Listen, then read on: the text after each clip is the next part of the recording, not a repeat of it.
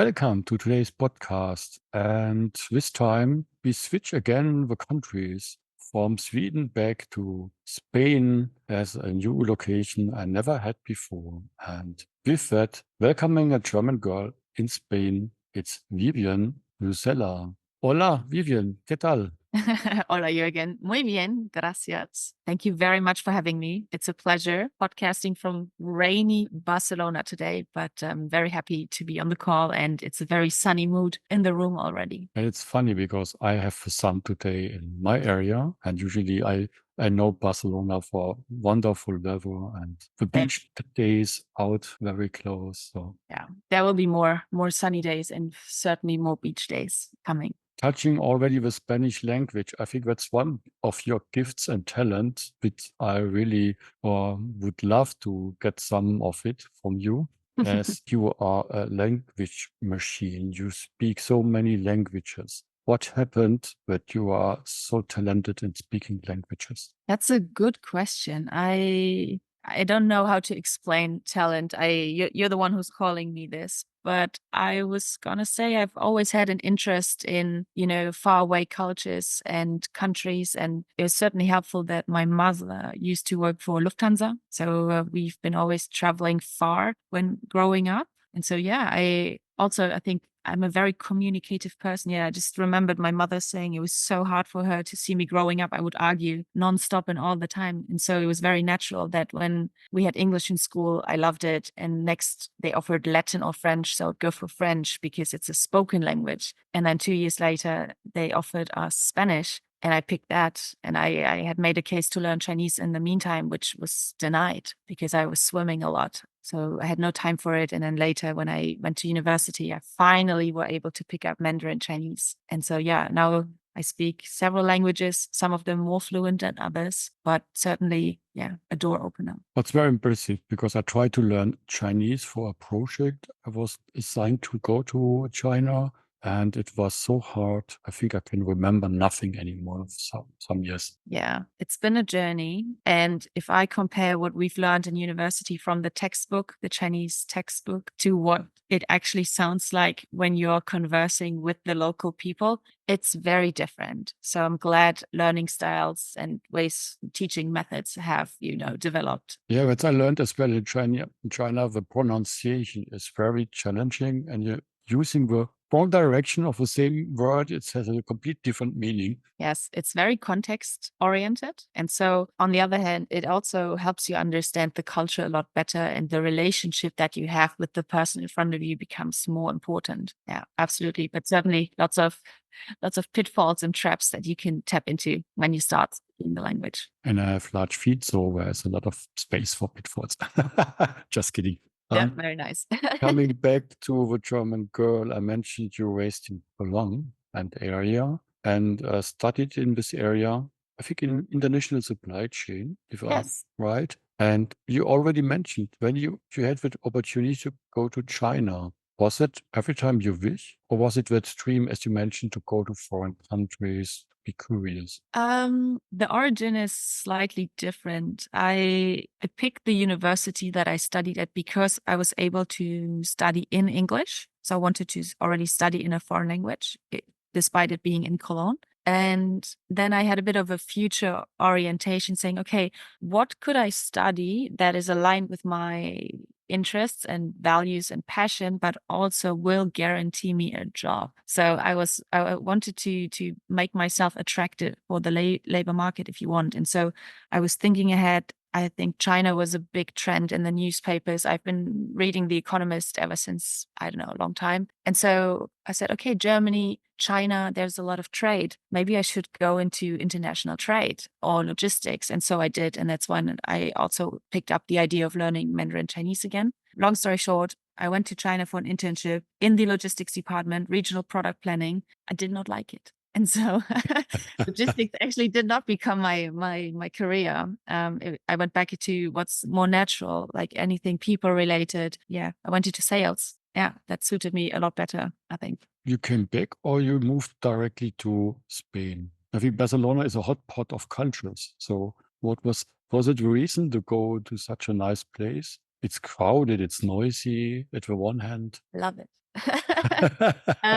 Yeah, no, I spent 9 years in Shanghai, and I eventually decided I wanted to come back to Europe to be closer to my family, which is still in Germany. But I didn't see myself in Germany. And so I came back, I dropped my bags, I traveled a little bit to figure out where would I be most comfortable. And I actually wanted to go to Amsterdam because it's one of the more, I would say, internationally oriented cities. It's quite innovative. The people are young and determined. And that's also the spirit of Shanghai. We often call it the New York City of Asia. And so I was going to keep my momentum for a little while longer. And then I was, I guess, lucky, and it's been also a bit of a surprise that a company I had been working with relocated me to Barcelona. So the south of Europe was never on the agenda. And then while my, let's say, professional engagement came to an end, I really loved the location here. And so it's very different in terms of lifestyle than Shanghai, for example, or Amsterdam for that matter. It's a year, more Your or own less. company, your advantage. Yeah, her Vantage. It's something that's been with me more or less since 2016. I've always had a corporate career, but there's been a demand for, say, women's empowerment and specifically around the idea of negotiation. And so back then, it was still called the graceful negotiator. So I was giving coachings and trainings and speeches and some charity work in Shanghai, making sure more and more women would have the skills they need to negotiate better salaries, for example. And this is something that's been a calling. But, sometimes it takes time and guts and maybe an incisive event that allows you to step out of that golden cage. And for me, that came last year. So then the idea of combining my corporate HR background and the experience from running the Graceful Negotiator, I combined it into something that's called Her Vantage by Vivien Newrzella today. Yeah. Wonderful. I have a lot of female coaches in my coachings, and with self-confidence and asking for money and a salary increase is very often a huge challenge for them. Huge. Absolutely. Absolutely. And it's not just the skill set. And in fact, I think that's probably secondary because it's something that comes with practice. But in order to get started, you gotta work on your mindset. Yes. And you mentioned self-confidence. Yeah. So for me, that's often related to how confident are you in applying your skills, whereas self-esteem or self-worth, that's so much deeper. And that's often where we need to start to get them to realize, oh my God, I deserve this. So then once they have this vision of themselves, how do you bring them to, let's say, the real life, the application, often say the Dooniverse, right? You can manifest it as much as you want, but you got to act on it. So what can you do in the real world to get that salary increase or that better position or more freedom, whatever it is that you're envisioning for yourself? And a lot of that is because we already got influenced as kids in our social environment, where we got introduced to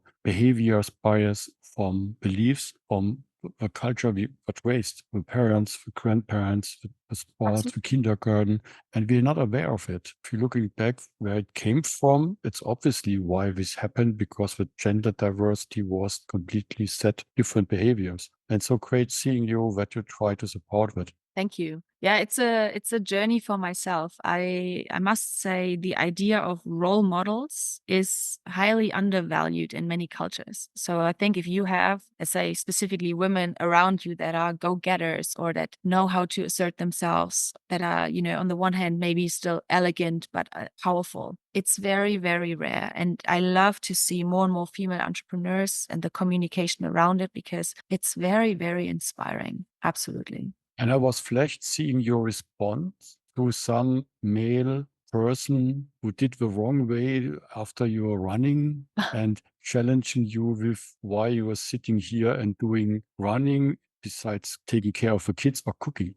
Yeah. And your Yeah. response was so great that I said, now I hit the button to ask you for being my guest because that was so impressive. Thank you. I would not have been able to do it myself, such a response. Thank you, Juergen. I mean, it's a skill to be, let's say, quick-witted and think on your feet, as we say. a couple years back, I don't think I would have responded the same way, but because a lot of my work is in the women's empowerment space and we talk a lot about gender bias, and also how do you react when you encounter such situations, right? Where in this case, the group of men was assuming I was a stay-at-home mom, whereas I'm running my own business, and hence, yes, I can go for a walk in the middle of the day. But it takes practice, and it takes, I would also say confidence to realize it as an opportunity to reinforce who you truly are, rather than to be making yourself small again, which is, I guess, the common response for a lot of us women. Yeah. And the funny thing is, we're talking a lot of new work, people asking about new ways of working, and you just live it. And my experience is the same. Doing a break while running or walking or swimming between work gets me much more inspired and creative afterwards, more productive than sitting the whole day on my desk. Yeah, And absolutely. then getting blamed for that is something crazy, because the people at the other side demand to change something in the style we should work. Yeah, I have two thoughts on this. One, actually last week I posted a little how to deal with your inner critic kind of video, because I was was going for a walk again. I was sitting in a cafe and the voice popped into my head saying, "You're avoiding work. You should not be here right now. You should sit at your desk." And I've done a lot of work with inner voices. I am trained in NLP as well. And so I have other voices that are much more powerful. And I said, no, I'm taking a tactical break. I'm taking a step away from what's on my mind so that my brain can, it can settle and have it sink in. And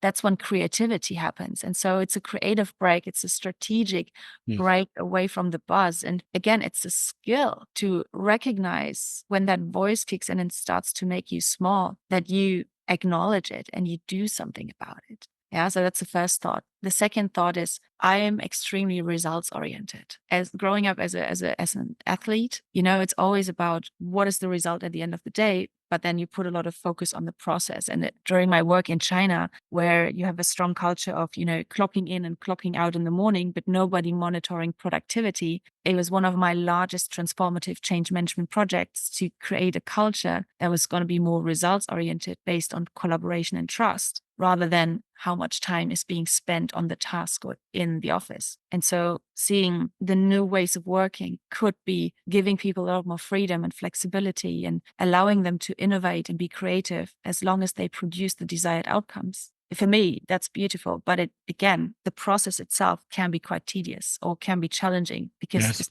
what society asks of us. Absolutely. Exceptions, of course. And it does not fit to all the jobs. No. Production lane, assembly lane, it's not working. Yeah. But still you can do something there, like movement breaks, that the people getting out, getting more relaxed and stay longer healthy. Yeah. But a lot of brain workers, as a lot of people are, that is the best way to do it. Yeah, it's crazy. You are focused on women's confidence, and that's what it touched me really, because that needs some more noise in the world, that people getting aware of it and women getting aware of it, that they deserve it. Okay. And by the sides, the men could use the same. That's a different than behavior. Yeah. To be more conscious in what we're doing instead of just being noisy. Absolutely. I think that's different from my perspective. You already mentioned there's a lot of things coming in summer already to you. And I think it has to do with women and empowerment. Yeah. Could you share a little bit more where the people can see you, experience you? Yeah, some of it's going to be public and others is going to be, let's say, invitation only. But yeah, we talked briefly about some of my upcoming speaking engagements. Yeah, so I'm very happy to be invited to share a keynote on how can women speak up and stand up for themselves. Yeah, starting with the inner critics or the imposter syndrome that we often hear about, all the way to how do you actually bring it into your workplace? My work is very practical. I'm not a theorist. I didn't spend many, many years studying. I don't enjoy reading particularly, but I like doing stuff and I like seeing the results and the application of it. So it's going to be a hopefully inspiring kind of sharing so women go back and act on it. And I keep emphasizing women, but maybe I'll quickly say I do work very inclusively with everyone. It's just that my communication efforts are more targeted towards women. The other thing that I would like to invite you to, and I can share, is that from June onwards, I'm going to be hosting smaller negotiation-focused sessions. Again, not just for women, but primarily targeted at women, since we will be talking about, I don't know, gender bias in negotiations. What are the limiting beliefs that we have going into a critical conversation where we need to sell ourselves, to talk about our ambitions, our potential, which is so much more natural to men, for example.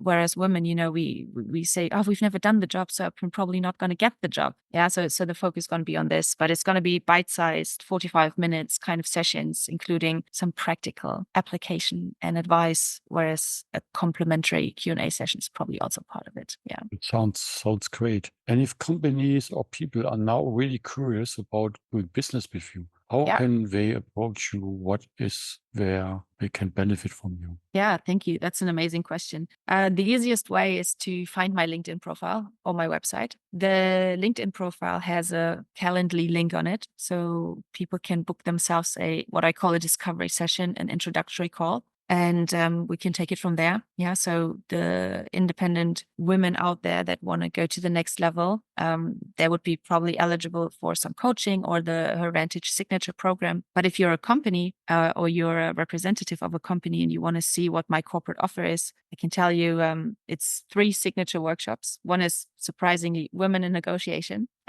The other one is OKRs for inclusive talent strategy. So that's where my corporate HR background comes. And the last one is a bit more of a creative, experience-driven event. I call it Confidence Catalyst. It's about women in leadership and really owning their position and their power that they hold in these levels up there. Wonderful. Yeah, thank you. I think we have to develop a 4th one, like a boot camp in Barcelona, where I can be part of it.